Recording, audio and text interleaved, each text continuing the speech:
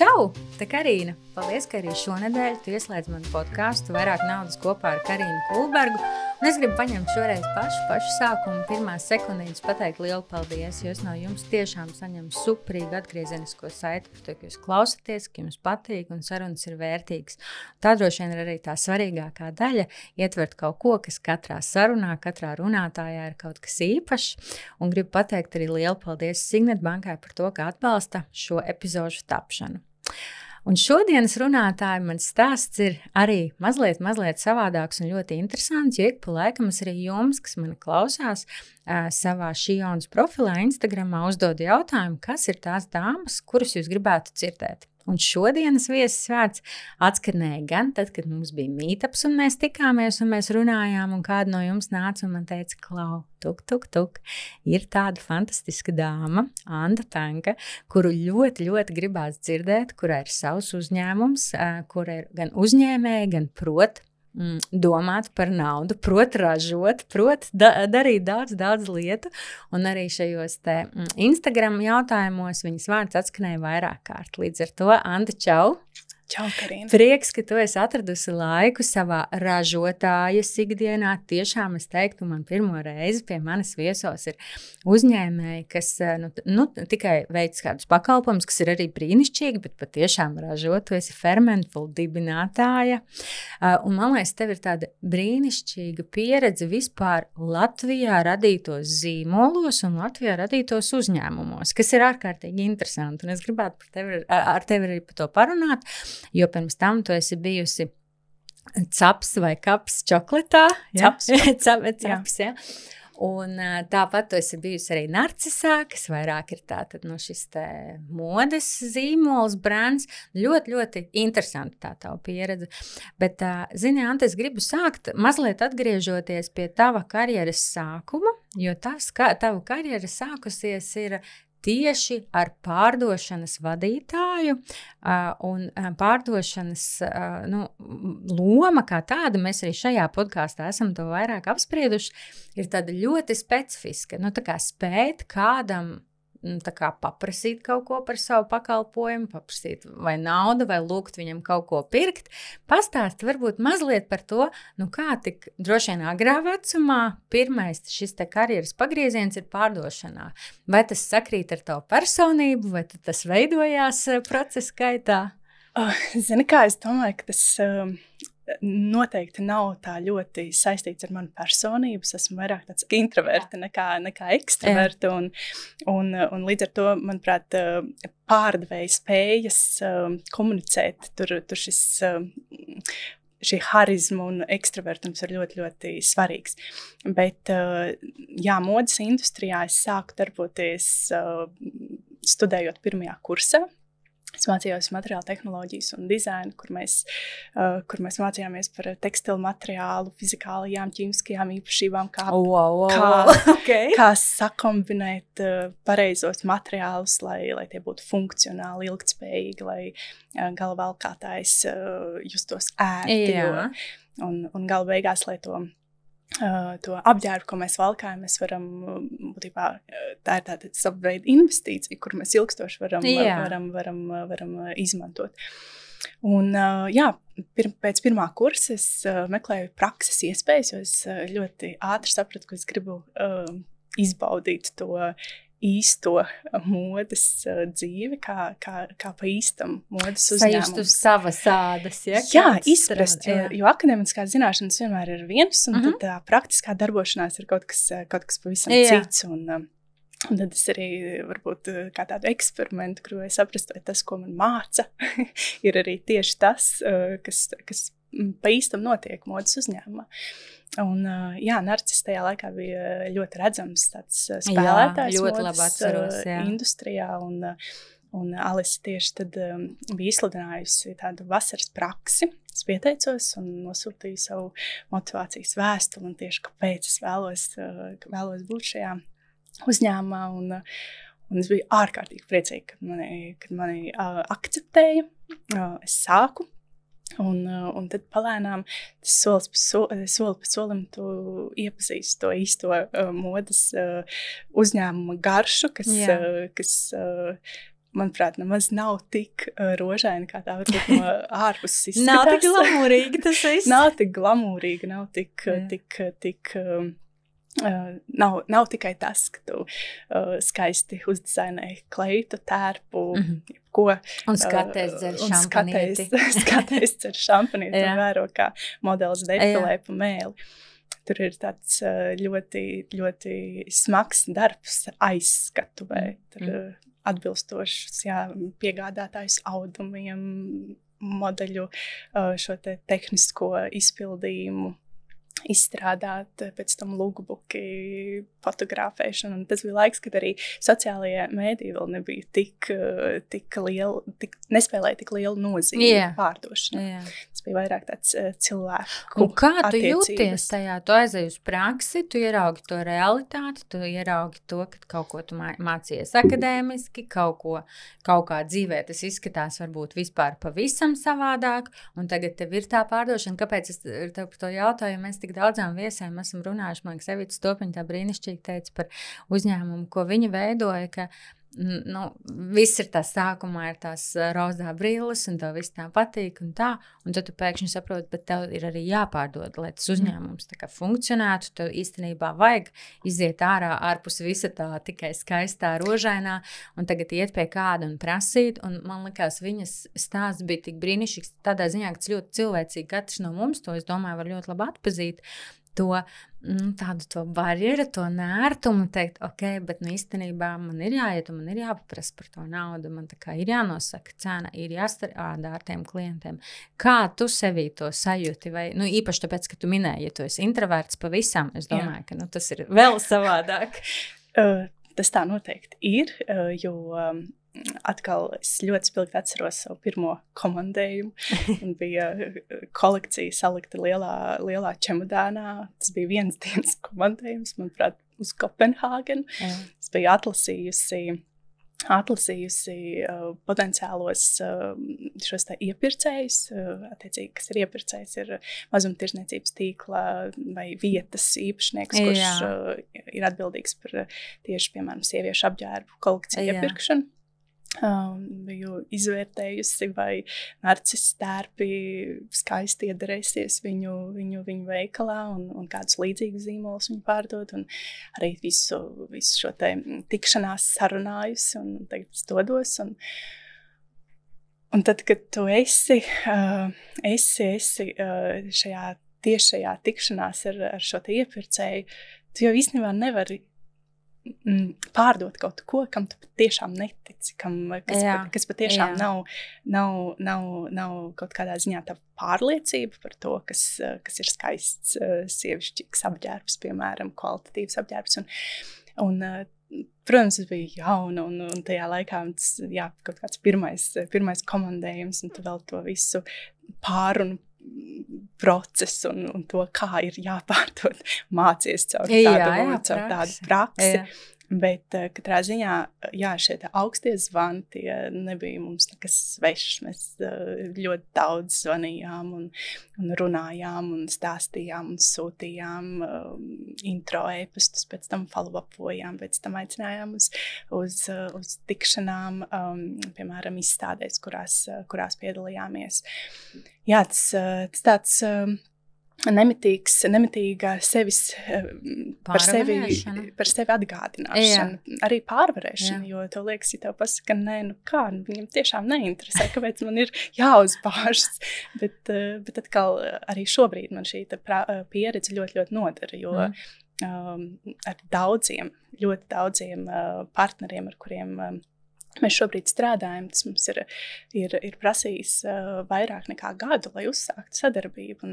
Un tā gada laikā tu jau neklusē, tu ik pa laikam atgādini, tu veido attiecības. Un tās ir tādas ļoti, es gribētu teikt, cilvēciskas attiecības, kuras tev ir jānostiprina ar to savu biznesa partneri. Jebkurā, vai tas ir pārdevējs, iepircējs, vai tas ir piegādātājs, vai tas ir biznesa partners, investors, ar kuru tu darbojies. Brīnišķīgi. Man liekas, ka tu esi vēl viens kolosāls apliecinājums tam, kad arī tad, ja tu esi introverts, ir iespējams šo te prasmi apgūt, ir iespējams tomēr viņā būt, un tas nav, tā nav kaut kāda nepārvarama vara spēt stāstīt par to, ko tu dari, par to, ko tu ražo. Man ļoti patīk tas, ko tu īpaši izcēli, ka tu to nevari izdarīt forši. Tu nevari forši pārdot, ja tu pats līdz galam neticīji tam, kas tas ir, ko tu pārdod. Man liekas, ka tas ir ļoti būtiski. Jā, tās vērtības, kuras pārstāv zīmols, tev kaut kā tām ir jārezonē,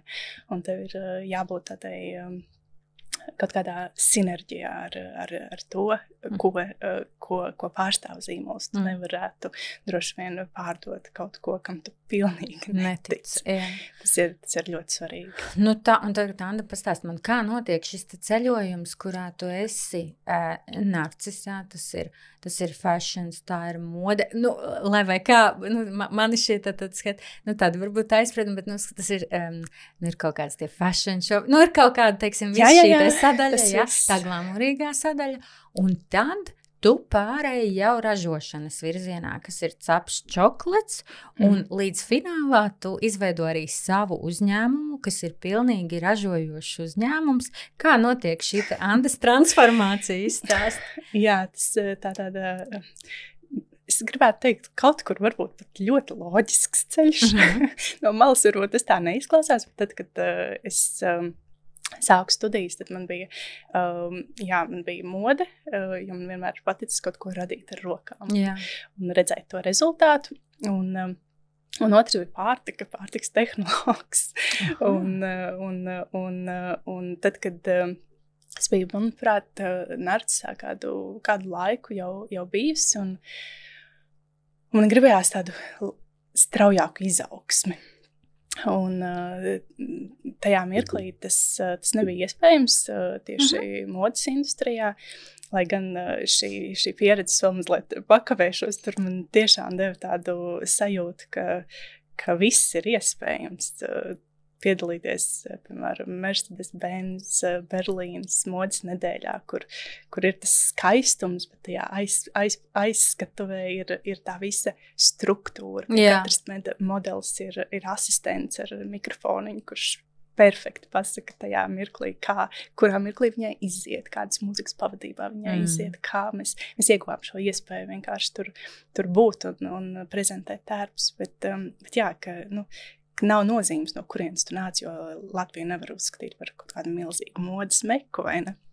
Bet ar tādu ļoti lielu neatlaidību ir iespējams sasniegt daudz. Jā, es tieši to gribēju vaicāt, kas ir tas, kas ir vajadzīgs, lai tu liktu to fokusu, ka tu vari būt no Latvijas mazas, nemodes mekas, vai, godīgi sakot, ļoti daudzos sektoros mēs droši vien neesam nekāda liela tāda meka. Kas ir tas, jo tas ir tik forši, ka tik salīdzinoši pieņem arī priekš tevis jaunā vecumā, tu ieraugi pagaid, bet tā kā es varu no šejienes tur būt, es varu to darīt, tā pasaule ir vaļā. Tā pasaule tiešām ir vaļā, un manuprāt, tā galvenā lieta ir darīt, jo tikai darot, tu iegūsi to savu pašpārliecinātību, tu audzēji savu pašvērtību arī sev, un apziņu, ka tu tiešām kaut ko vari, jā, tas atslēgas vārds noteikti ir sākt un darīt, vienkārši virzīties uz priekšu, un katru dienu būtībā turpināt darīt, jo izzināt sevi arī caur tādu savu izzināšanas procesu. Tu atklāji kaut kādas savas stiprās puses, tu varbūt vairāk uz tām fokusējies un tu turpini vienkārši virzīties uz priekšu. Arī tad, kad lietas nenotiek tā, kā tu gribi, tu neredz varbūt šajā konkrētajā uzņēmumā to izaugsmas iespēju, tu meklē citu veidu, kā sevi īstenot, realizēt. Tas bija, saprotu, tas, kas tev aizveda no modes uz to pārtikas ražošanu. Jā, tas bija tāds, teikšu, tāds starp posms. Man ļoti patika šī ārējā komunikācija un tas tēls, kāds tajā laikā bija uzņēmumam CAPS. Tieši tāpēc arī tur gribēju būt un pieteicos šai te vakancei. Un mazi uzņēmumi vienmēr iedod tādu, nav tādas ļoti konkrētas lomas, kur tu esi orķestris, tu daudz dari un tu iepazīsti uzņēmumu darbību un veidu, kā radīt produktus, kā viņus virzīt, kā viņus komercializēt. Un kā tos attīstīt. Un tas iedod tādu ļoti labu pieredzi un arī kaut kur tādu pārliecību sev vēlāk. Bet Fermentful noteikti nevarētu teikt, ka tas bija tāds ļoti loģisks lēmums man. Tas vairāk bija tāda apstākļu sakritība, ka arī pēc kaut kāda laika šajā šokolādes uzņēmumā es sāku just ļoti lielu neapmierinātību ar to, kur es esmu profesionāli. Man šķita, ka tas nav tas ceļš, kur es gribu, un es neattīstos. Es esmu kaut kur iestrēgusi, un man pietrūka tāda dinamika, man pietrūka laikam tā spēja pieņemt savus lēmumus un attīstīt kaut ko. Cik tev tajā brīdī ir gadu, piedod? Man bija 29. Vairs nav absolūti jauna neesmu, bet jā, tajā laikā tas bija tieši pirms Covid laika. Un tev ir tāds iekšēji tu jūties neapmierināt ar būtībā visu pasauli, kas tev ir apkārt. Un lai to mainītu, tev kaut kādi tādi diezgan radikāli soļi ir jāpieņem. Un es tikko biju arī pabeigusi savas MBA studijas. Un man šķita, ja es esmu pabeigusi, tad tagad es esmu gatava kaut kādā uzņēmēju darbībā. Pierādziņš gatavs. Jā, es varu ierakstīt savā CV, un tā taču tomēr ir tāda starptautiskās uzņēmēju darbības programma un inovācijas arī dzen klāt tam visam, un ir kaut kāda pieredze uzkrāta, bet tas laiks nebija tāds, nevarētu teikt, ka tas laiks ir tāds, kuru es gribētu ļoti atcerēties, jo man tiešām nepatika, kā es jutos tajā savā dzīves posmā. Un es atceros sarunu ar mammu, kad viņa man saka, bet Anda, tu esi gudra, tu esi jauna, skaista, tev ir visi resursi, tev ir ģimene, kura tevi mīl. Kā? Tu nevari izdomāt, ko tu gribi. Kā tas ir iespējams? Un tajā mirklī es sapratu, ka es nevaru tik destruktīvi un tik nejauki izturēties pret sevi, kas ietekmē arī manu ģimeni apkārt. Un tad es tā ļoti racionāli šim piegāju un domāju, ko es tagad varētu pa īstam darīt, kas varētu būt tas mans nākošais solis, jo es skaidri zināju, ka es negribu būt korporatīvajā vidē, es gribu radīt kaut ko savu. Bet man, protams, nebija nekādas nojausmas, kas tas varētu būt. Es tikai zināju, varbūt šīs divas industrijas, kurās es kaut ko varētu darīt, mode un pārtika. Modē es ilgi domāju, tas varētu būt kurpes vai somas, jo man ļoti patika studiju laikā darboties ar ādu. Jā. Un tad man tajā laikā arī ļoti patika tāda dizainera Sofija Hūme. Viņai bija tāds brīnišķīgs somas. Un šķiet, es arī taču varētu radīt somas. Un tad man bija kaut kāds periods, kad es veidoju papīra somu modeļus mājās, lai nonāktu pie tā sava ideālā somas modeļa. Bet un tad no somām un kurpēm? Un tad no somām. Es joprojām dzīvoju Rīgā, un man ļoti tuvu bija mana mīļākā Kalvas kafejnīca. Ja drīkst paust zīmolu nosaukumu. Un es vienmēr no rītiem devos tur pēc savu kapučīno. Un es ļoti spilgti arī atceros to mirkli, kad man barista saka, bet Anda, varbūt tu gribi pamēģināt kapučīno ar zirņu pienu. Un man, kura vienmēr ir tāda ļoti atvērta tādām neordinārām lietām, arī pārtikā, un ir gatava pamēģināt. Tas zirņu piens izklausījās tāds tiešām kaut kas ļoti abstrakts. Un es pat nevarēju iedomāties, kā tas varētu garšot ar kafiju. Bet es nogaršoju un garšoju ļoti labi, un tad barista varēja uzzīmēt tur to zīmējumu uz putiņām. Tas nozīmē, ka tās īpašības arī tam pienam ir ļoti tuvs mūsu ierastajam govs pienam, un garšoju tiešām labi, un iepakojums bija skaists, jo es ļoti daudz produktus vērtēju pēc iepakojuma, turšien tas no tās modes pieredzes. Un tajā mirklī man radās tāda kaut kur aizķērās, vai, kā saka, tāds lightbulb moments notika, kad man gribējās izzināt to alternatīvā piena tirgu, saprast, kas ir tie spēlētāji, kā viņi vispār ražo, ko Latvijā šajā jomā dara. Pirmais, pēc kapučīno, pirmā lieta, ko es darīju, bija devos uz Rimi, lai redzētu, kādi produkti ir plauktā.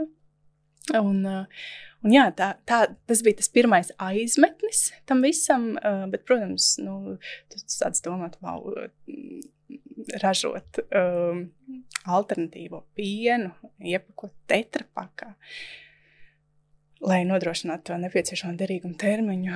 Tas ir tāds nopietns izaicinājums, un kāpēc Latvijā, kurā ir tik, manuprāt, tādas spēcīgas pārtikas pārstrādes tradīcijas un vispār šīs kompetences, kāpēc neviens to nedara, droši vien ir kaut kāds iemesls.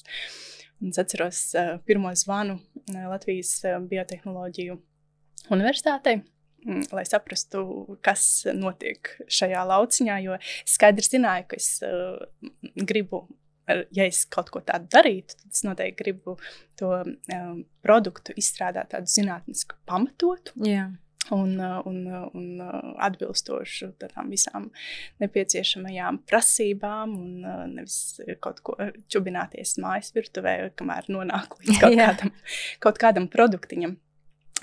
Un es atceros to pirmo sarunu un teica, pirmais jautājums, vai jums ir milzīgs budžets šim projektam? Vai jums ir, vai jūs tiešām tā kā apzināties vispār, kādas investīcijas šāds projekts prasa? Un es teicu, bet vienmēr finanses jau var atrast, taču tā jau nav tāda liela problēma. Ja tu kaut ko vēlies, tu sāc par to domāt un sāc varbūt apzināt tās iespējas un saprast vispār, cik tas maksā. Bet jā, tā saruna arī tā palika, ka tas ir ļoti, ļoti dārgi un mums šobrīd nav tādas opcijas to īstenot. Un saki, tajā brīdī arī kopumā, es domāju, tev personīgi, cik liela bija tā tava saruna, mazliet jau sadzirdēju to drusciņu, to es gribu teikt, viņš tāds money makers, to mindsetu, kad nauda ir tikai veids, kā realizēt kādu sapni, kādu vēlmi, ka tā nav tā problēma, bet tomēr cik pašai tev bija viegli arī personiskā līmenī pieņemt šo lēmumu, jo gan Narcisā, gan Sapsā es pieņemu, ka tu biji tomēr arī algots darbinieks ar kaut kādu prognozējumu šo te atalgojumu, kas ir tomēr arī diezgan foršs, teiksim, tā kā tas plāns, kādā veidā to arī organizēt, arī savas finanses, bija šī, tā kā tu teici, neapmierinātība par to, ka līdz galam tu saproti, ka tev gribās augt, tev gribās attīstīties, un tagad ir tev jāpieņem lēmums, un tad vēl ir šāda saruna, kurā tu pasaka, vai jums ir ļoti daudz naudas, ja jūs to gribat darīt. Kā tas, naudas elements tie iespēlējās arī priekš tevis personīgi tajā brīdī tavā dzīvē, vai tas vispār bija kaut kāds izšķirošais moments? Laikam es biju tādā posmā, kur strādājot mazos uzņēmumos, varbūt tu pelni, jā, ir kaut kāds regulārs ienākums un tu vari prognozēt savas finanses. Bet tajā pašā laikā tas atalgojums nav nekas tāds kaut kas ļoti liels vai kaut kas tāds ļoti motivējošs tev tur kā iecementēties un palikt. Un ja arī tu nesajūti to kaut kādu finansiālo izaugsmi, tas, protams, nav tikai stāsts par manu profesionālo izaugsmi, bet arī tās iespējas finansiāli augt. Tad tu vienkārši pieņem lēmumu kaut ko darīt citādāk. Un tā kā es jau iepriekš minēju, ka es gribēju radīt savu uzņēmumu, tad būtībā man nebija lielu uzkrājumu, nebija tādu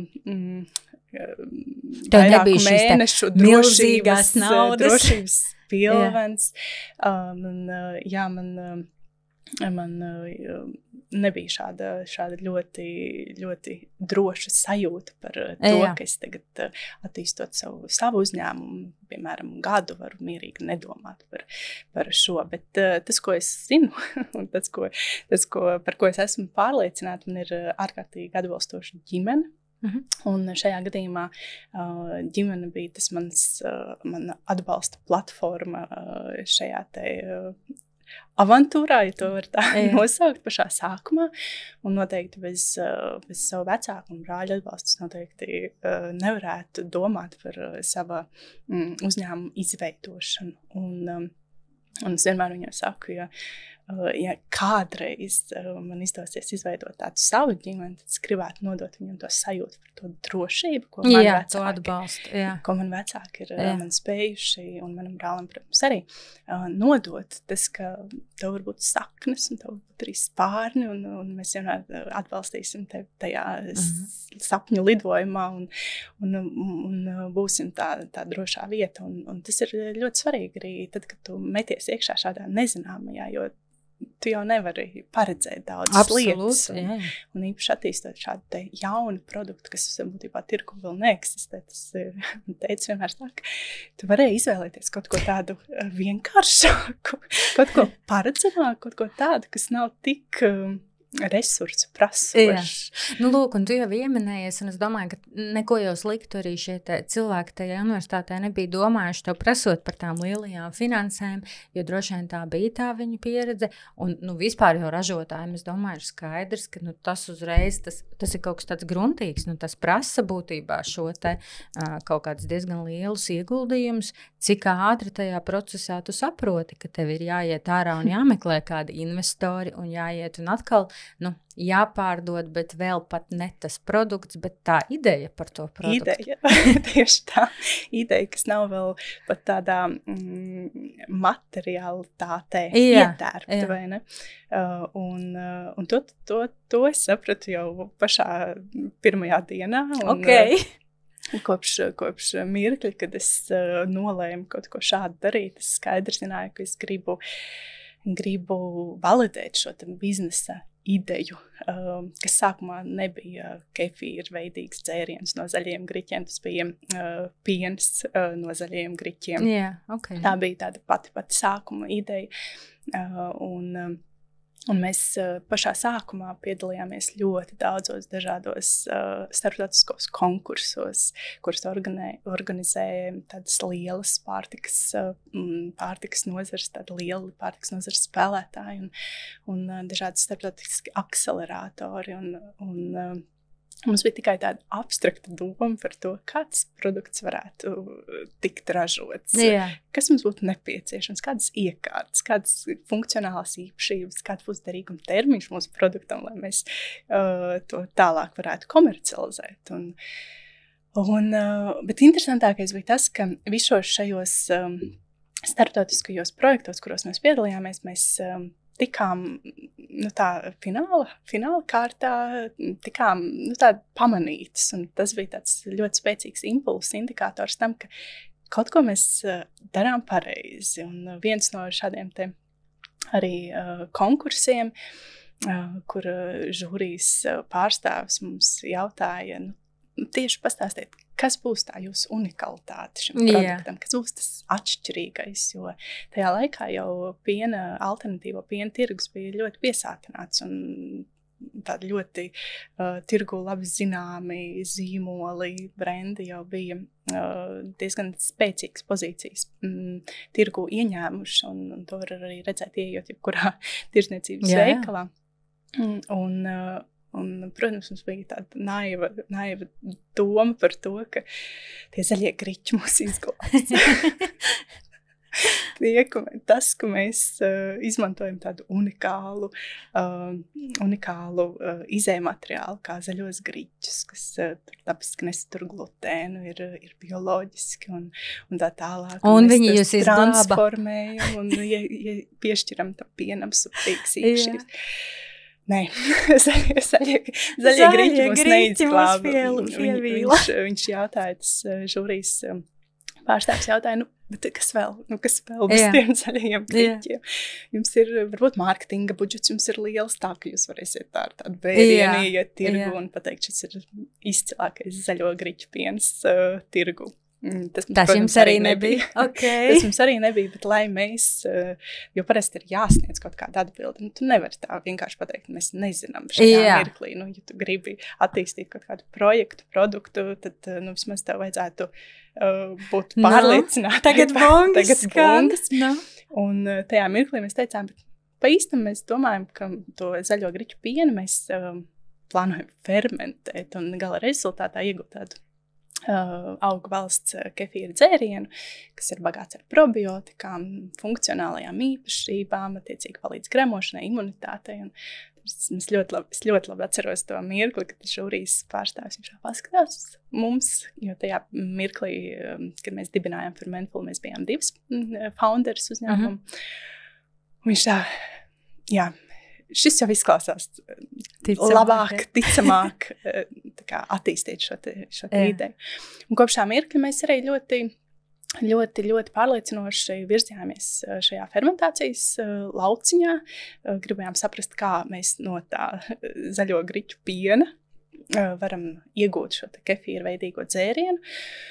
Kas atkal, mēs tā ļoti drosmīgi teicām, ka tas ir iespējams, bet mums jau nebija pārliecības, ka tas ir iespējams, jo nav tāda analoga pašlaik tirgu. Šobrīd jau ir gan pāris, bet tajā mirklī mums nebija pārliecības, vai mēs tādu iegūsim. Redz, un tagad man tas jautājums viens ir vēl tev validēt to produktu, bet, labi, un tagad to apmēram es sapratu, kas ir tās produkts, un kā tu aizēji, kas ir tava superspēja vai tā retrospekcijā paskatoties, kā jūs šim varat dabūt vēl kādu investoru?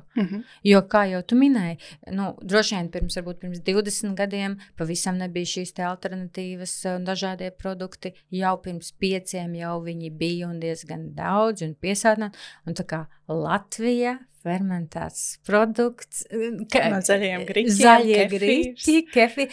Tādam, teiksim, varbūt investoram, kurš nav tik daudz šajā nozarē, kā tu, paskatoties retrospekcijā, vispār vērtē to, kas bija tā tava spēja tā kā iet un kādam stāstīt un piesaistīt vispār šos investorus?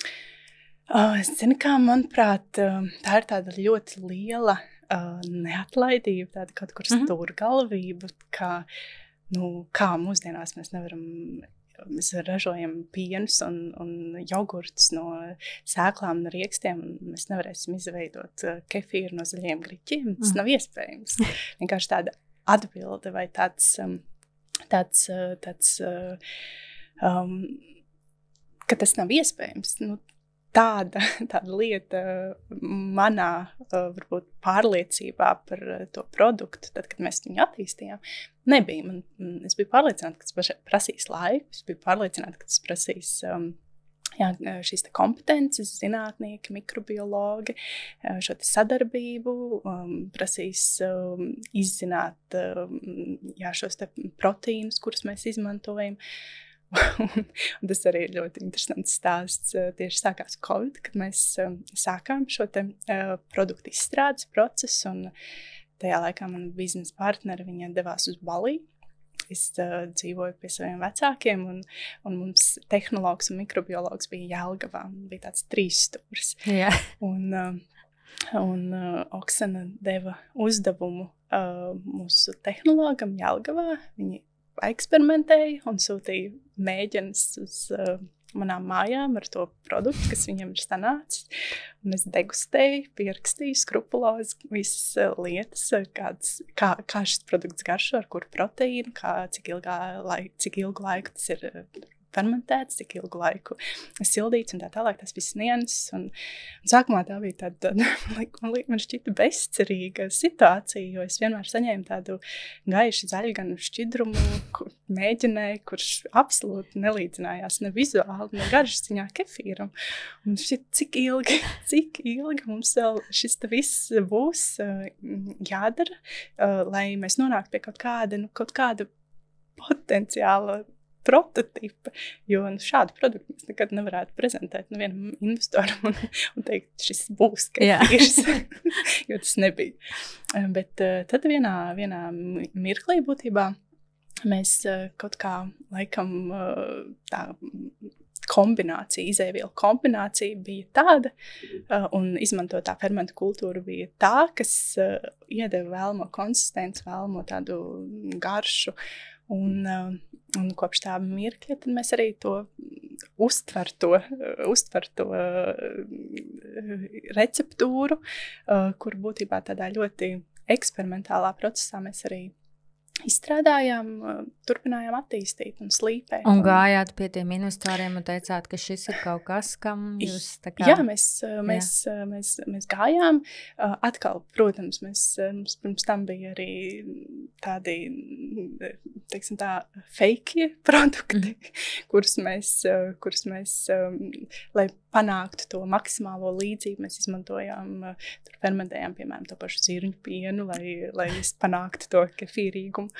Un iedot to sajūtu, jo būtībā tas, kas tev ir jānopārdot tā sajūta par produktu, tas, kā tas produkts garšo, kā viņš vizuāli izskatās un kādas ir veselību veicinošās īpašības un kāpēc tieši šāds produkts šobrīd tirgu ir nepieciešams. Un tad, kad to visu tā skaisti sapako, tu dodies, prezentē investoriem, prezentē atkal šajos visos akceleratoros, un es ļoti proaktīvi ar to savu pārliecību un deksmi. Un tas ir ļoti interesanti, kad tu runā par šo proaktivitāti, un kad tu kā introverts tu esi, jo, man liekas, man pilnīgi tagad ir tas vizuālais stāsts par tevi, kā tu stāstīji par to narcisu, kur tev bija tas koferīts, kurā tu visu sapako un brauc uz Kopenhāgenu, un tad, kad tas vienreiz ir to pirmo reizi laikam izdarīts, tad tu kaut kā, tās nākamās reizes jau laikam nāk ar vien vieglāk, ja?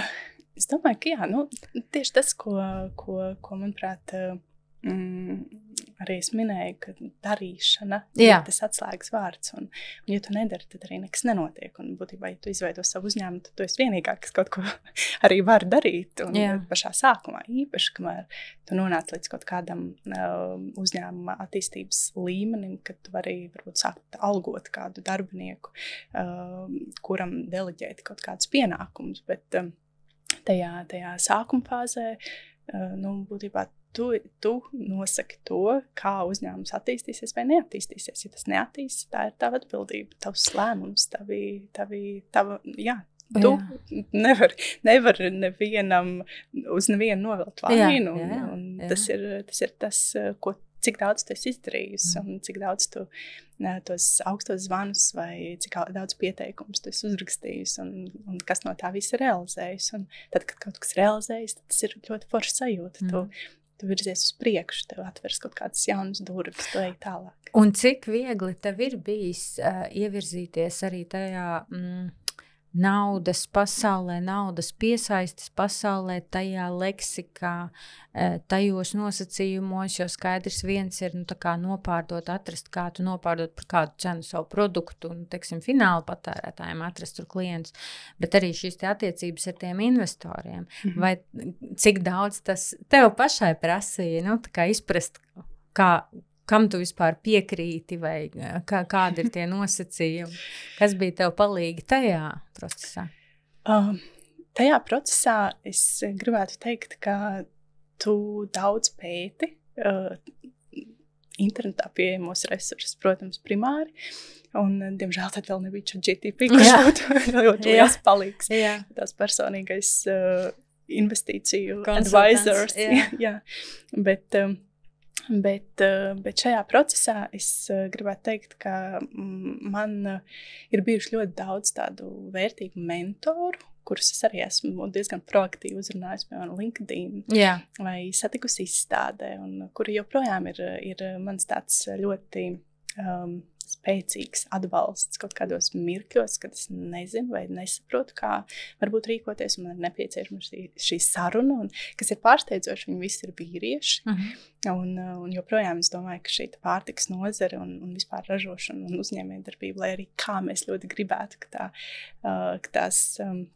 tā industrija kļūst kaut kur tāda sievišķīgāka, viņa joprojām ir ļoti maskulīna, bet tajā pašā laikā tu ļoti var izmantot to savu sievietes pozīciju, kā savu tādu spēku pozīciju, un neuztvert to kā tādu vājumu, jo tev nav jākļūst līdzīgai vīriešiem, lai tu attīstītu savu uzņēmumu. Un cik forši, ka tu saki, ka tu īstenībā tajos padomos vērsies pie cilvēkiem, tu jautāji, jo tas ir arī tas, ko, man liekas, arī iepriekšējās sarunās mēs baigi daudz esam uzsvēruši, ka nereti ir tā kā kauns, un tu liekas, kā es iešu un kā es prasīšu, bet arī manā pieredzē, ka es šādi esmu vaicājusi kādam, es varu pateikt, ka gandrīz nekad nav bijusi situācija, kur es esmu saņēmusi kaut kādu absolūtu atteikumu vai nevēlēšanos, vispār kaut kā atsaukties vai palīdzēt. Tieši otrādi, manā pieredzē cilvēki diezgan labprāt dalās ar savu kompetenci. Skaidrs, vai viņiem ir laiks ļoti gari, teiksim, tur atbildēt un kaut kādu garu konsultāciju veikt, bet tas jau arī lielākoties nav nepieciešams. Bieži vien jau kaut kāds tas impulss vai virziens, vai hei, šeit izskatās, ka tas galīgi nav lāgā, kas ir tajā piedāvājumā, vai te izskatās, ka tu pieņem kaut ko, kas ir absolūti neadekvāts. Man liekas, ka reizēm pat tāda kaut kāda komentāra tev jau aizved un to palīdz saprast to kontekstu, kas ir super. Jā, viennozīmīgs. Es piekrītu, un arī šīs te visi projekti, programmas. Tur viens no tādiem moduļiem ir tieši investīciju piesaiste un kā sagatavot šo te projektu tādai investīcijai, kā to, kas ir tie nepieciešamā dokumentācija arī, jo tas ir ļoti svarīgi, ka tev ir tāda izpratne par to, kas ir šie līgumi, kas tev ir jāsagatavo, un ļoti labi, ka tie ir sagatavoti, un es domāju, ka jebkuram jaunam uzņēmumam nevajadzētu par to aizmirst. Tas ir tāds ļoti spēcīgs instruments, kas pēc tam atvieglo dzīvi. Un izcili, ka tev ir kaut kādi juristi, kuri tev var arī kaut ko ieteikt, vai palīdzēt, vai sagatavot šādu līgumu. Un man ir laikam arī laimējies ar šo, ka man ir bijusi iespēja sadarboties ar tādiem ļoti kompetentiem un zinošiem cilvēkiem, kuri līgumā spēj ielikt iekšā to, lai to sajūtu, ka tev kāds paspiedīs apakšā to spilventiņu, un tas līgums mazliet noamortizēs to tavu kritienu vai kaut kādu krīzes momentu. Jā. Bet saki, vai atgriežoties pie naudas jautājuma, vai tu pati redzi, ka tas, kā tu pieņem lēmumus par naudu ikdienā, privāti, pati par sevi, vai tie ir tas mehānisms vai tās domas ir ļoti līdzīgas arī uzņēmuma kontekstā, jo ar citām uzņēmējiem mēs esam runājuši, ka tas ir tik ļoti interesanti, ka tu nevari izslēgt sevi, kāda tu esi personiski, teiksim, pieņemot lēmumus, vai kur ir tās vietas, arī tās vājās puses, vai tad tajā brīdī īpaši, ja tas ir tavs uzņēmums. Un kad tu ieraugi bieži vien, ir kā tu dubultā iemācies. Ja tu kaut ko mācies uzņēmumā, tu iemācies gan par to uzņēmējdarbību, bet patiesībā tu saproti arī par sevi. Un otrādi, ja tu saproti par sevi, tu vari arī, teiksim, kaut kā tur to izmantot par labu uzņēmumā.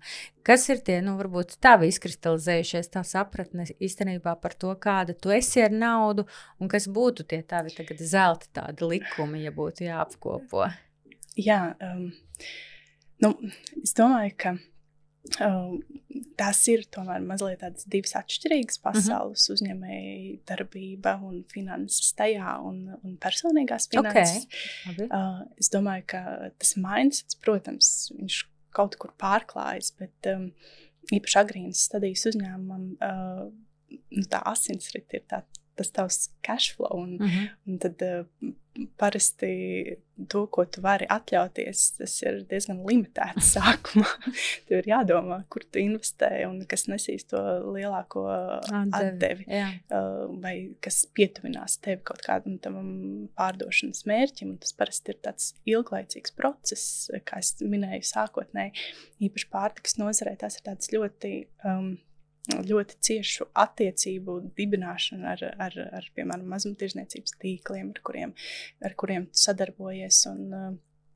Un tas ir tāds, tas ir mazliet citādāk nekā personīgās finanses menedžēt. Un, protams, tas ir arī, tur ir ļoti daudz risku, jo tu daudzas lietas nevar paredzēt. Un piemēram, šobrīd tas mūsu galvenais uzdevums uzņēmumam pēc iespējas vairāk pārdot un atrast visus tos veidus un iespējas, kā mēs varam iet jaunos tirgos un jaunos tirdzniecības tīklos. Un, protams, tas viss prasa kaut kādus resursus, bet tu visu laiku esi tādā pozīcijā, ka tu meklē tos veidus, kā tu vari ar maksimāli zemām investīcijām tomēr sasniegt to savu izvēlēto mērķi. Un jā, tā kā tas varbūt kaut kur ir atšķirīgi no tām personīgajām finansēm, kas atkal pārklājas, manuprāt, ir tas, ka tu uzdod sev šo jautājumu, vai ko tu iegūsi. Investējot šo konkrēto summu vai nopērkot kaut kādu jaunu lietu, vai tā tev tiešām ir vajadzīga, vai tā tevi, kur tā tevi aizvedīs, kas ir tas mērķis, ko tu no šīs investīcijas iegūsi. Un tas ir tas, ko varbūt tādā studiju laikos noteikti tā nedarīja. Man bija ļoti daudz impulsīvu pirkumu un tādas lietas, kuras pēc tam šķita nevajadzīgas. Un šobrīd tā retrospektīvas to visu skatoties, es noteikti varēju sākt arī veidot savu uzkrājumu spilvenu un šo savu finansiālo stabilitāti daudz agrāk, bet man bija tāda pārliecība, ka ar tādām varbūt salīdzinoši nelielām summām tas nav īsti iespējams. Tad, kad man būs vairāk, tad es to darīšu. Bet tas atkal ir tādā pretrunā ar to, ko es daru šobrīd. Būtībā ar tādu ļoti salīdzinoši nelielu budžetu tu attīsti uzņēmumu un tu virzi to uzņēmumu uz priekšu. Un tāds mārketinga budžets mums neeksistē. Ir parasti tā ir pozīcija, kas sākuma fāzē nav, vai ne? Jā. Un tad ir jābūt tādai diezgan radošai un jāspēj nodrošināt to procesu nepārtrauktību. Runājot par tādām personīgajām finansēm, es, protams, šobrīd esmu daudz apdomīgāka un veidoju šo savu uzkrājumu, jo, manuprāt, jebkura finanšu esamība, un šajā gadījumā atkal tas gan varētu būt arī saistīts ar uzņēmumu, ja ir kaut kāds tāds finanšu spilvenis, tu vari atļauties krīzes, tu vari atļauties, ka krīze notiek, un tā tev iedod kaut kādu šī finansiālā stabilitāte, iedod tev tādas manevrēšanas iespējas, tādu spēju attīstīties un varbūt nesabrukt mirklī, kad kaut kas nenotiek tā kā tu to esi paredzējusi. Un krīzes diezgan, piedod, ka es tā pārtraucu, bet es domāju, ka tas gan ir svarīgi to pieminēt. Droši vien tu kā uzņēmēja, tu absolūti redz ikdienā. Es domāju, ka arī tādā personiskajā līmenī tā vienkārši tāda ilūzija ir par domu, ka tu vari izdzīvot bez krīzēm. Ne? Ja viņas ir vai iekšējas kādas krīzes, uzņēmuma iekšienē, ārējas makro apstākļi radītas, par to mums ar te nav pārāk ilgi jārunā, jo mēs esam redzējuši, kad pēc kārtas nāk Covid, nāk karš, nāk tarifi, nāk viens pēc otra. Un viņas vienkārši notiek. Līdz ar to tā nav tāda droši vien kaut kāda abstrakta situācija, un līdzīgi arī tajā personiskajā dzīvē, protams, tieši tā kā tu mini, tā ir tā iespēja vispār šo krīzi kaut kā pārdzīvot, pārlaist uz pēc iespējas tuvāk kaut kādiem nosacījumiem, kas der tev, jo tā krīze jau notiks jebkurā gadījumā, tikai jautājums, kā tu viņai varēsi izpeldēt cauri, ko tu varēsi priekš sevis tajā brīdī izdarīt. Skaidrs, ja tev ir tas uzkrājums, tad biežāk tu vari izdarīt to sev vēlamākajā virzienā, varbūt nekā tad, ja tev šī uzkrājuma pilnībā nav. Viennozīmīgi. Tas ir tāda drošības sajūta. Bet izstāsti, kas ir tas brīdis, kurā tā domāšana tomēr samainās, kur ir tie pagrieziena punkti, jo tā kā tu teici, ir kaut kāda, kas man liekas pilnīgi normāli, mums visiem tā liekas, vajadzēja sākt krāt ātrāk, un tā, bet ir labi, ka tas ir sākts un ka tas ir izdarīts, vai tu pati redzi, ka tas bija kāds īpašs pagrieziena punkts, kurā tā iepriekšējā Anda, kas teica, kur ir impulsu pirkuma un vēl ienākums nav tik liels, un es varu vēl šo, un es varu vēl to, un varu vēl kaut ko, līdz tā, kura šodienas te sēž un saka, nē, es tomēr saprotu, man tas uzkrājums ir svarīgs, man tas ir būtiski. Kā tu redzi, kas bija tā virzība tajā virzienā, lai šodien tā domāšana būtu šāda? Jā, tas ir ļoti labs jautājums. Es domāju, ka tas ir tāds komplekss, un tas nav varbūt tāds viens konkrēts moments, bet es gribētu minēt to pašu mirkli, kad es nolēmu veidot Fermentful, jo būtībā tev ir ļoti, ļoti kaut kāds niecīgs resurs, ar ko vispār sākt. Sākuma kapitāls ir tāds tieši finansiālajā ziņā. Tas ir ārkārtīgi būtībā nekas. Un tajā mirklī tev šķiet, kāpēc nepadomāju kaut kādu solītu uz priekšu? Varbūt tiešām sākot agrāk vai arī atliekot kaut kādu šo te veidojot šo te uzkrājumu, kaut arī tas varbūt nebūs mega liels, bet tas iedos tev tādu drošības sajūtu. Tā lēmuma pieņemšana par savu uzņēmumu veidošanu, tas noteikti bija tāds pagrieziena punkts, tāds transformējošs punkts, jo es nebiju iedomājusies, ka es no tik daudz lietām varu atteikties. Sākot uzņēmumu, kaut kādas lietas, kuras man bija sākotnēji, kas man šķita ļoti, ļoti svarīgas, un bez tām es nekad nevaru. Piemini kādu, pasaki mums kādu, tas ir tik forši atziņa, bet tas ir tik interesanti. Kas ir tas, no kā tev bija īstenībā viegli atteikties, kas tev iepriekš likās? Piemēram, tie paši apģērbi, tāda impulsīva apģērba pirkšana. Nav nepieciešami tādi apģērbu kalni, kurus tu nemaz varbūt neizmanto ikdienā. Tā pilnvērtīgi. Labāk veidot tādu pārdomātu kādu kapsulu kolekciju, savu garderobi, lai tu tos vari kombinēt, lai tev ir šis kvalitatīvais materiāls, ilgspējīgais materiāls. Un tu domā par tādu kvalitāti. Un es domāju, ka tas ir arī kaut kādā ziņā manu vecāku arī noteikti nopelns, jo viņi arī ir tādi ļoti ilgmūžīgas lietas iegādājas sev. Tu neveicini to patērētāju kultu, kas šobrīd ir visapkārt, un tas ir tik viegli nopirkt kaut ko un ātri ļauties tai iegribai, bet tieši ieguldīt varbūt vairāk, bet zināt, ka tu nopērci ļoti kvalitatīvu un tādu ilgtspējīgu, ilgmūžīgu lietu, un kas varbūt arī nav tik ļoti saistīta ar kaut kādām tendencēm, modas tendencēm. Tu vairāk skaties uz tādām lietām, kas ir vērtīgas. Man ļoti patīk tas jautājums, ko tu pieminēji iepriekš arī sarunā par to, ko tu sev pajautā pirms tu pērc, ka tā kā vai tā man ir vērtība, vai tā pievienos vērtību. Jo tas varbūt arī šajā podkāstā viens no tiem maniem interesantajiem atradumiem, ka katrai no mums patiesībā ir tā kaut kāda metode, kā mēs to savu impulsu mēģinam apstādināt, ko mēs sev katrs pajautājam. Ja? Iepriekšējā sarunā Ilza Medne brīnišķīgi teica, ka viņa sev mēģina jautāt, ko tu īsti mēģini ar šo pirkumu apmierināt. Man liekas, arī ļoti līdzīgs tavam jautājumam. Ja?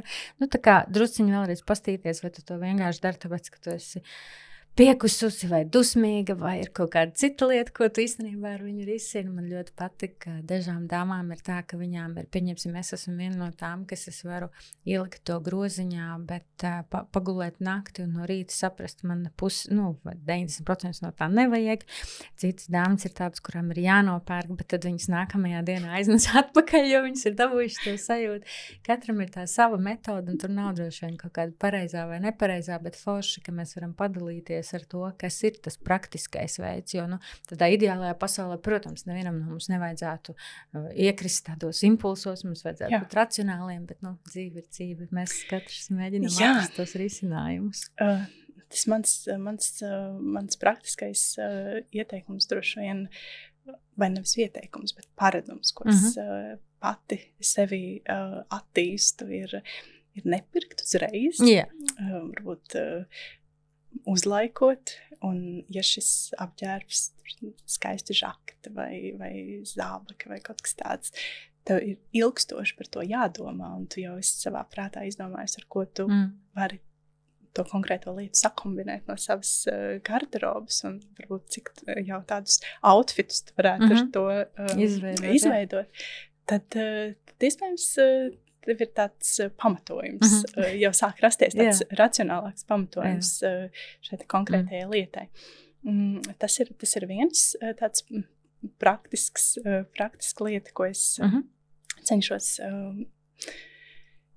ieviest un pieturēties brīžos, kad ir nepārvarama vara kaut ko iegādāties.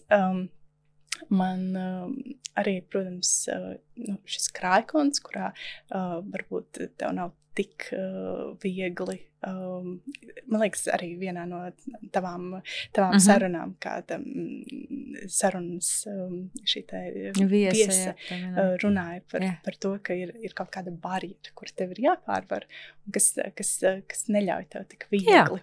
Un tev tas arī strādā? Tas tev liek vēlreiz padomāt. Jā, es absolūti piekrītu. Man pat pašai ir tā, ka es arī tā daru, ka es lieku lielāko daļu tās naudiņas tajā krājrīkā, un tad tā kaut vai tās, nezinu, cik tie ir klikšķi, kādreiz jāizskaita, vai 2 vai 3, tie nav daudz klikšķi, bet tomēr to klikšķu laikā vēlreiz tev arī te kaut kas saklikšķi, un tu tā saproti, vai es tiešām gribu, vai man tas ir vajadzīgs, un tā sajūta ir tāda forša, ka tev ir, tāds tā kā vēl viens tāds racionālais, zini, uz viena pleca sēž tas vēlniņš, kas saka, tev to vajag, un uz otru viņš saka, bet vai tev to tiešām vajag, un tu vari ar viņiem abiem diviem bišķiņ parunāties un izdomāt līdz galam.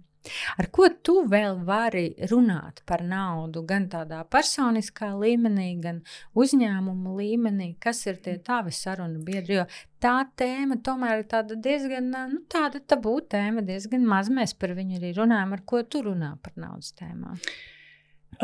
Jā, šis bija tāds interesants jautājums, man lika aizdomāties par to tiešām ar kuru cilvēku no tādas aptuvākā draugu vai paziņu loka es par šo tēmu varu runāt, jo man tiešām šķiet, ka joprojām tā ir diezgan tāda sensitīva lieta, tāda kaut kāda bijība prasoša, un mēs nevienmēr gribam atklāt kaut ko, ar kaut kādu tēmu vai atklāt runāt par kaut kādu tēmu, ko mēs varbūt vēl tā ļoti perfekti nepārvaldām, un mums tur ir kaut kāda klupšanas akmeņi un tā tālāk.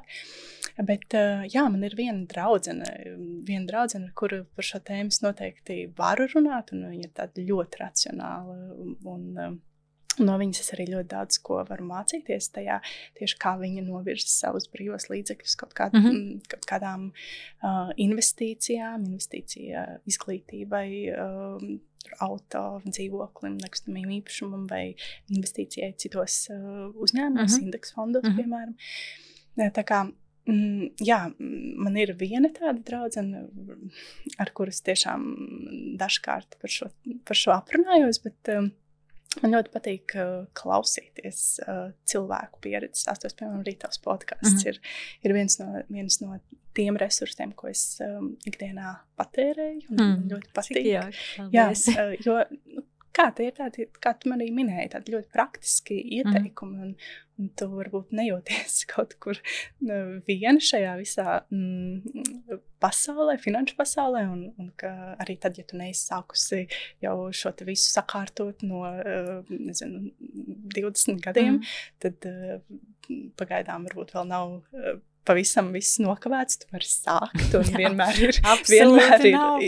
ir labi, ka vispār tas mindsets mainās, un tā izpratne par finansēm, savām personīgajām finansēm, un tāda konsekvence lietās, un ka arī tas kaut kāds nelielā investīcija, ko tu veic, tā var pēc ilgāka laika, protams, tas ir tāds ilgtermiņa domāšana tev ir jāattīst, vai ne?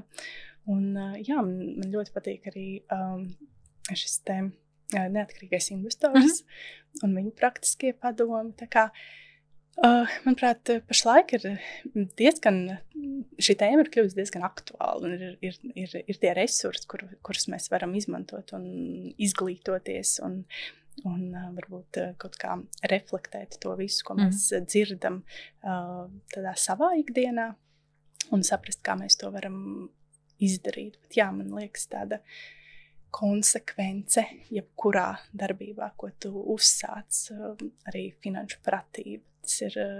tas ir tāds atslēgas vārds. Tāpat kā attīstot biznesu, tu konsekventi attīsti. Tu vienā mirklī nedomā, ka šodien es nedarīšu kaut ko, kas tev obligāti varbūt ir jāizdara šodien. Tu pārkāp pāri tam nekomfortumam, un tu to izdari tāpat, jo tev ir kaut kāds tāds motivators, mērķis, kāpēc tu to dari. Un starp citu, man liekas, tas ir ļoti, ļoti svarīgi būt tai iekšējai pārliecībai un kaut kādam iekšējam mērķim, kāpēc tu dari to, ko tu dari. Un tas ir par finansēm, par savu fizisko veselību, labsajūtu, mentālo labsajūtu. Vai tu vari padalīties, kādi ir tavi tie finanšu pozitīvie motivatori mērķi? Tev nav nekādas summas jāsauc, bet vienkārši kā piemēru varbūt, kas ir tas, kā tu redzi, kas ir tas mērķis, uz ko tu ej, jo man liekas, ka tu brīnišķīgi iezīmē, es domāju, ka tās līdzības ar tādu jebko, tādu foršu disciplīnu, vai tas būtu darbā, vai tas būtu fiziskajā, teiksim, sportā, vai tas būtu, mentālajā veselībā, tās līdzības ļoti daudz.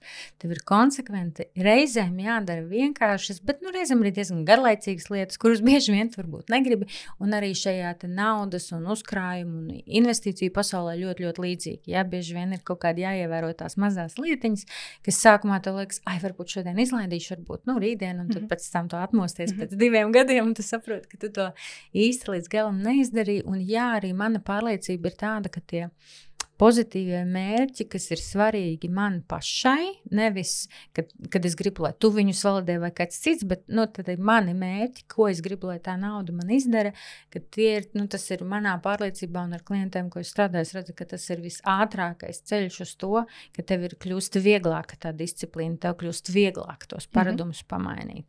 Vai tu vari padalīties, kas ir kāds no taviem mērķiem tādā, finanšu vai naudas jomā? Protams, es tāds varbūt ne ļoti konkrētās summās iezīmējums, bet arī nevajag konkrētas summas. Līdz ar to man gribas to sajūtu, ka tu neesi atkarīga ne no viena, ka tu vari darīt lietas, kuras tu gribi, kuras tev patīk, un nebūt, ka finanses nav šķērslis, lai kaut ko nedarītu. Jā, brīnišķīgi. Tas ir tā mana sajūta, pēc kuras es ļoti tiecos. Un man patīk ceļot, un man patīk ceļot kopā ar ģimeni, un gribas nonākt tādā brīdī, kad tu vari atļauties to darīt, un tas neietekmē to tavu finansiālo stabilitāti un to drošības sajūtu. Un es tiešām ticu, ka nauda un vispār finanses un spēja finanses pārvaldīt ir tāds brīnišķīga prasme, kur ir jāattīsta un kur ir jāpilnveido. Un sākumā tas ir, tu jūties nekomfortabli tajā, bet tās nekomfortablās lietas ar laiku kļūst komfortablas, vai ne? Jā, un tur ir tā līdzība tajā, ko tu teici, darot. Tas nav īsti nekas tāds ārējs, kas tev var iedot to pārliecību. Tu kaut kā spēr to vienu solīti, spēr to nākamo, un tā pirmās reizes liekas tā zeme tāda ļodzīga, un kā tur būs, vai tur nav kāda peļķa vai bedra. Bet līdzīgi kā tu teici, ar to savu pārliecību par spēju pārdot, veidot uzņēmumu, aizbraukt ar to koferu uz to Kopenhāgenu vai aizbraukt uz to izstādi runāt. Tikai darot, tu vispār iegūsti to pārliecību, un arī tajā finanšu pasaulē, man liekas, ka tu brīnišķīgi pienagloji to vārdu prasme, jo, kaut gan tur, protams, ir ārkārtīgi daudz, ko var mācīties un saprast, bet es domāju, ka tieši tāda praktizēšana un tādu diezgan vienkāršu, regulāru principu ieviešana ir tā sāls, tas nav tik daudz par kaut kādām šausmīgi gudrām, sarežģītām formulām, ļoti sarežģītu augstāko matemātiku, bet drīzāk par to regulāro praktizēšanu dzīvē. Jā, par to veidu, kā mēs domājam par naudu, ko mēs sagaidām no naudas, kā resursa, kā tas mums liek justies. Jo man liekas, tieši tā sajūta, kurā tu gribi būt, ir tāds ļoti spēcīgs motivators, tas, ko tu vēlies sasniegt. Un regulāri, tā kā tu saki, regulāri atkārtojot garlaicīgas lietas, tu vari nonākt pie tā. Man ļoti patīk tāds teiciens, ka tu nekad nevari tos punktus, kāpēc tu esi tieši šajā mirklī šeit un tagad, un nezinu, piemēram, attīstīja fermentu, tu nekad nevari to tā kā saprast, skatoties tikai uz priekšu, vai ne? Tev ir jāskatās atpakaļ, ar atpakaļējošu skatu, un tos kaut kādus atslēgas punktus arī savieno. Tev veidojas tas ceļš, un reizēm tie kaut kādi punkti varbūt tiešām nepatīkami un tādi sāpīgi, bet tie transformē to tavu domāšanu un to tavu izpratni par lietām, par dzīvi kopumā. Jā, tas ir ironiski, jo tās krīzes, tā skaitā naudas krīzes, tie pagrieziena punkti droši vien ir tie, kas visspēcīgāk arī mūsu iepriekšējās sarunās ir iezīmējuši to virzienu, kāpēc tu pamaini, tāpēc, ka tu saproti, ka tā kā iepriekš vairs nevar, varbūt tādos miera laikos tu nelabprāt ieskatījies tajos jautājumos, tu nelabprāt kaut ko mainīt tajos paradumos, bet kā reiz tās krīzes droši vien ir tie izšķirošie droši vien brīži, kuros tad tu tā kā vai nu apņemies un kaut ko izmaini, vai tu devi vēlreiz tam pašam cauri. Jā, kāpēc mēs nelabprāt, vai ne? Jo tas prasa kaut kādu piepūli, tādu ekstra darīšanu, ekstra domāšanu. Un tu visu laiku apšaubi kaut kādas savas spējas un prasmes, un tas jau nav nekas jauns. Es esmu dzirdējusi ļoti daudz arī tavās sarunās ar sievietēm, ka viņas nemitīgi apšauba, un liekas, mums vajadzētu vairāk tā lepoties ar lietām, ko mēs esam izdarījušas, un svinēt tās mazās uzvaras, jo tā lielā vīzija vai tas lielā uzvara, uz kuru mēs ejam, katrs savā personīgajā dzīvē vai uzņēmē darbībā. Tas jau ir tikai varbūt tāds kaut kas tāls, kā tāda tāla zvaigzne, bet tajā pašā laikā tu to ceļu jau sadali tādos nogriežņos, un tas sastāv no tādām ļoti daudzām mazām uzvarām, maziem pakāpieniem, kuri tev palīdz nonākt līdz tai zvaigznei, ilūzijai kaut kādā mirklī, jo tad, kad tu to sasniedz, tad rodas tā sajūta un tālāk. Un gribas nākamo zvaigzni, skaties uz nākamo. Anta, tu droši vien par cik tu esi klausīsies arī manas iepriekšējās epizodes, zini to manu mīļo noslēdzošo jautājumu, kas būtu tā, un tu esi padalīsies ļoti daudz ar savu pieredzi un ar to veidu, kā tu domā par to, ko tu gribi attīstīt savā dzīvē, kā tas saskarās ar šo te naudas jautājumu, kā viņi abi kaut kā iet tādā vienā foršā saiknē ar to, kāpēc vispār tev ir vajadzīgas lietas, kā tu viņas gribi, lai viņas kalpo tev. Man liekas, ka tā ir brīnišķīga šita domāšana. Bet tā visu apkopojot, varbūt var padalīties, kas ir tāda tava ceļa maizīte, ko tu teikt, ja domā par to vairāk naudas, varbūt, ja kāds ir, es nezinu, tajās kurpēs, kurās tu atradies pirms kāda laika, kur kaut kas urda un kaut kādas tādas pārdomas ir, bet tajā kontekstā par vairāk naudas, kas tu teiktu, ir tā ceļa maize, kā līdz tam nonākt? Jā, tas vienmēr tāds sarežģīts jautājums dot kādam padomu. Tā pieredze, varbūt, ar kur es gribētu padalīties, ir tas, ka tā apņēmība, tā pacietība kaut kādu procesu virzībā.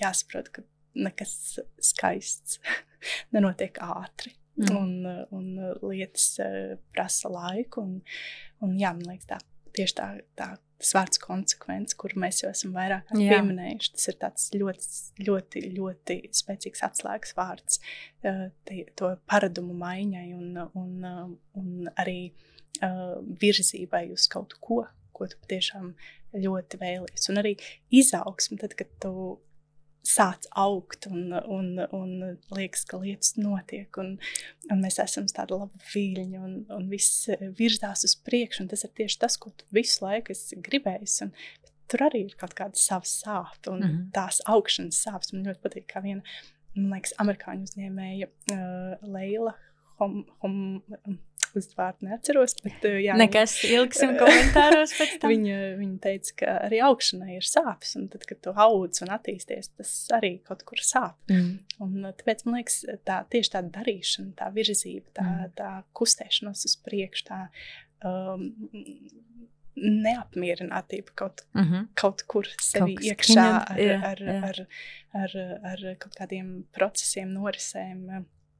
Tas ir tāds ļoti spēcīgs virzītājs spēks. Un vēl kas man šķiet ļoti, ļoti svarīgi runāt un pierakstīt. Un varbūt sākumā ne tā atklāti ar kādu, ja ir kāda tāds uzticības persona, ar kuru tu par daudz ko vari runāt, tā pavisam atklāti, tad tas ir brīnišķīgi, bet, piemēram, man ļoti patīk pierakstīt lietas un rakstīt pateicības un saskatīt tās lietas, par kurām es varu būt pateicīga ikdienā un arī savā uzņēmējdarbības attīstībā, jo tas nav pašsaprotami, kaut kas vienkārši notiek, tas viss prasa ļoti lielu darbu un tādu, kā es tev arī rakstīju, man liekas, tādu kapāšanu, tādu ikdienas kapāšanu, tur tādu bieži vien nav nekas ļoti skaists, tu vienkārši kapā.